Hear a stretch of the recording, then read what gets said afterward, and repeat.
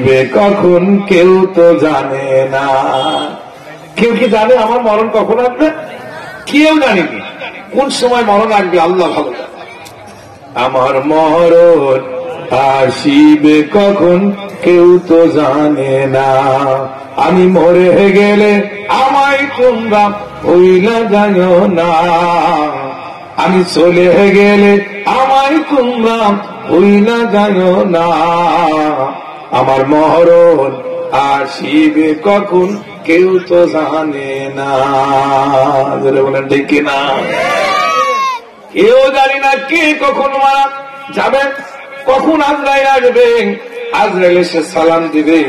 জিবরাইল আলাইহিস সালাম সুন্দর করে জানিয়ে দিয়েছেন মানুষ কখন কোন সময় মারা যাবে কেউ জানে না। জানবেন তিনি কে? জোরে বলুন। আমার মরণ আসিবে কখন কেউ তো জানে না। আমি চলে গেলে আমায় তোমরা ভুইলা যাইও না। আমি মরে গেলে আমায় তোমরা ভুইলা যাইও না। আমার মরণ আসিবে কখন কেউ তো জানে না। আর একবার একটু ধরে বলো, এই দুনিয়া চিরজীবন থাকার জায়গা না।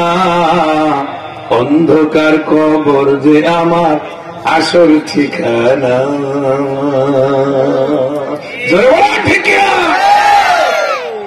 কোথাও পলাই লাভ নাই। দেখেন না আমাদের সাবেক প্রধানমন্ত্রী পলাই গেছে কোথায়? আচ্ছা বলেন ইন্ডিয়াতে, সেখানে কি বাঁচা যাবে?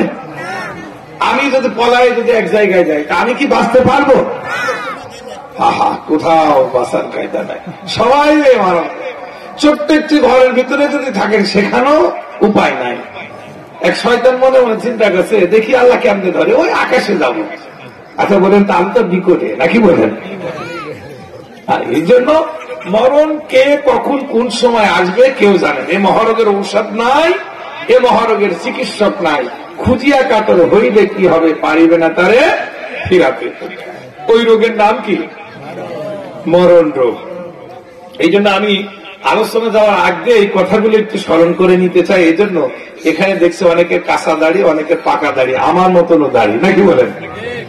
আমি কোন দলে? কাঁচা দাড়িতে না পাকা দাড়ি? ওরে লাল দাড়ি পক্ষে নাকি? আমার বন্ধুরা এখনো কাঁচা আছে তো ওই জন্য, আমার কিন্তু পাকা হয়ে গেছে। এই জন্য আপনাদের খেদমত কে কখন মারা যায় আল্লাহ ভালো জানে। ধরে বলেন ঠিক? হযরত আলী রাদিয়াল্লাহু তাআলা বিশ্বনবী সাল্লাল্লাহু আলাইহি ওয়াসাল্লাম দুজনে একই জায়গায় বসে আছেন। আল্লাহর পয়গম্বর জিজ্ঞাসা করছেন আলী বলবে কি মৃত্যুকে তুমি কতটুকু কাছাকাছি মনে করো? আলী বললেন ইয়া রাসূলুল্লাহ, ইয়া হাবিবাল্লাহ, হুজুর গো, আমি মৃত্যুকে অতটুকু কাছাকাছি মনে করি যখন জোহরের নামাজ পড়ি, আসরের নামাজ মনে হয় আর আমার ভাগ্য জুটবে না। আমি জোহর থেকে আসর পর্যন্ত এই সময়টুকু, এই দূরত্বটুকু বোঝাই মৃত্যু এতটুকু কাছাকাছি। আল্লাহর পয়গম্বর বললেন আলী তুমি মৃত্যুকে এত দ্রুত মনে করো? বলে কারণ বলে মৃত্যুকে অত কাছাকাছি মনে করবাম যখন আল্লাহ পাক রব্বুল আলামিনের আল্লাহ ইবাদত করার জন্য যখন তোমরা নামাজে দাঁড়িয়ে যাও, নামাজ শেষ করে দেখবেন শেষের সময় তাশাহুদ পড়া হয়, দুরূদ পড়া হয়। দুরূদ পড়ার পরে আল্লাহ সবকিছু পড়ার পরে ডান দিকে সালাম দেব, আসসালামু আলাইকুম ওয়া রাহমাতুল্লাহ। এই দেখেন সালাম দিলাম, বাম দিকে সালাম দেওয়ার মতন এতটুকু সময় তুমি পাবা না। মৃত্যুকে এতটুকু কাছাকাছি মনে করতে হবে। তাইলে মৃত্যু আর মরণ আর মৃত্যু এটা সব সময় মনে করতে হবে আমার সাথে আছে। ধরে বলেন ঠিক কিনা? ধরে বলতে হবে ঠিক কিনা? ওই মরণ আমাদের সকলের কাছে আসবে। তাই তো কবিতার কবির নিজের নীরব ভাষায় তিনি বলেছেন চোখেরই লোকে তুমি হতে পারো লাশ, চিরতরে বন্ধ হবে তোমার নিঃশ্বাস। হবে আলম তোমারই নাম, হবে আলম তোমারই নাম, মসজিদের মাইকে বাড়ি আনা নাই রে, বাড়ি নাই রে দুনিয়াতে।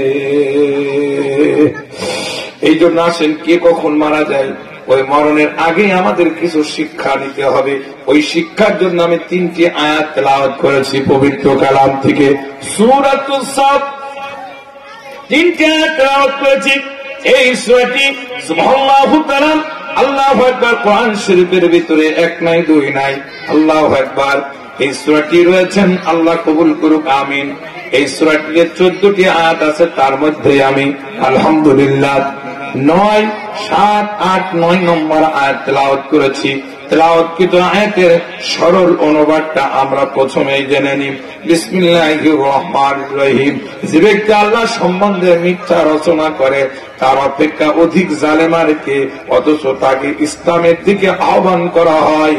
আর আল্লাহ তাআলা জালেম সম্প্রদায়কে সৎ পথে পরিচালিত করে না।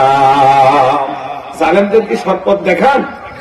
যারা জালেম, যারা জুলুমকারী, যারা কাফের বেঈমান, তাদেরকে সৎ পথে দেখান। ওদের কপালে মুসিবতে হিদায়াত ভাই আমার বন্ধুগণ। 2 নম্বর 8 নম্বর আয়াত আমি তেলাওয়াত করেছি। বলছেন তারা আল্লাহর নূরকে শরীয়ত অর্থাৎ তাদের মুখ দিয়ে নিভিয়ে দিতে চায়। এই আল্লাহর নূর মানে আল্লাহর কোরআন, কোরআনকে মুখের ফুঁক দিয়ে এক জাতীয় লোক নিভিয়ে দিতে চায়।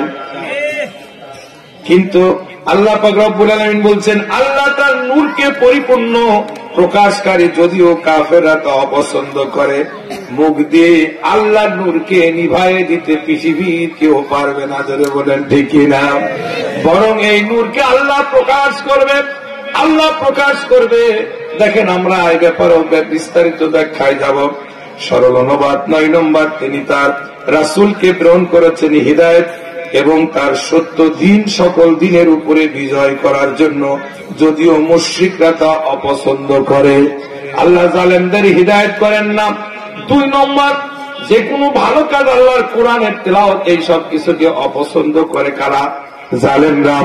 আল্লাহ আবার পরে বলছেন এই মুশরিক জালেমদেরকে আল্লাহ পাক রব্বুল আলামিন হিদায়াত প্রাপ্ত করেন না, ধরে বলেন ঠিক কিনা। আমি অনুবাদটা নিয়ে নিলাম, এই জন্য আপনাদের ক্ষেত্রে বলতে চান, আসেন আমরা সকলে মহান আল্লাহর কাছে সাহায্য চাবো। কেন আল্লাহ পাক রব্বুল আলামিন আমাদের হিদায়াত দেন না? কি কারণে দেন না? এই জালেম কারা? এই ঈমান কাকে, মুমিন কাকে বলে? এই ব্যাখ্যায় আমি আপনাদেরকে বিস্তারিত ব্যাখ্যা প্রদান করব। আল্লাহ পাক রব্বুল আলামিন কোরআন মাজিদে বলছেন, আমার সাথে পড়ুন, বিসমিল্লাহির রাহমানির রাহিম। বলুন, বিসমিল্লাহির রাহমানির রাহিম।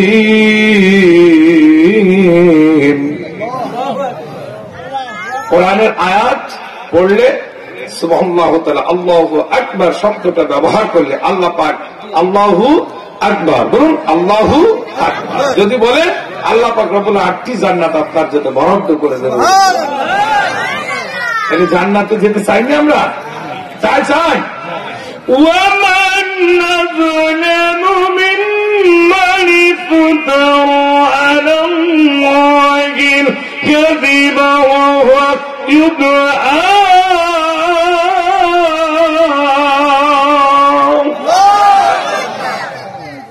আল্লাহ সুবহানাহু ওয়া তাআলা বলছেন যে তার থেকে বড় জালেম আর কে?